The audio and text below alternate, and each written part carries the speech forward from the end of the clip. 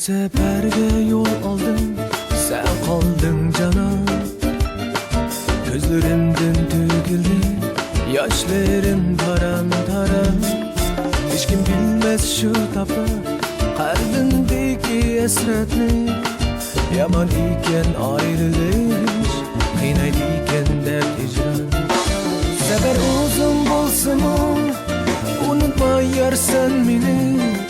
Ayla yıllar üstümü esleymez seni. Aklım olsun seferim, çekme canım azap. Düşlerin der gece, kürüp durgun sen beni. Guvam olsun sevgiye, asmandaki ay çulpan.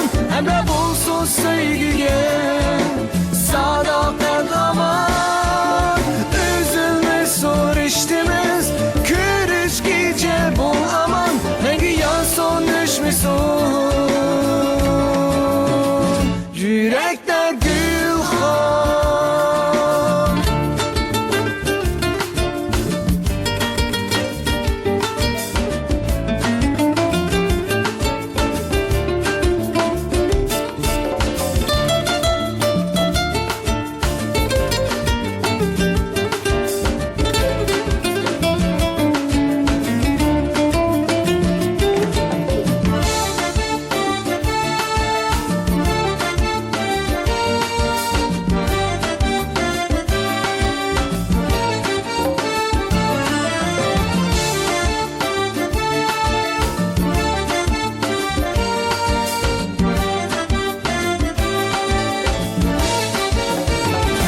Ben seferge yol aldım, sen kaldın canan. Gözlerimden tügüldü, yaşlarım taran taran.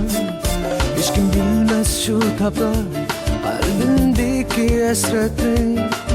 Yaman iken ayrılış, kıynaydiken dert icran.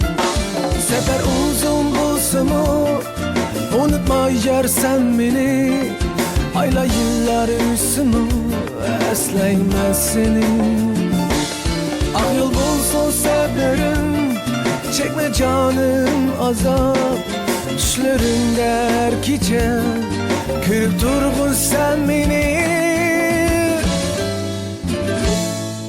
Guva bulsun sevgiye, asmandaki ay çulpan.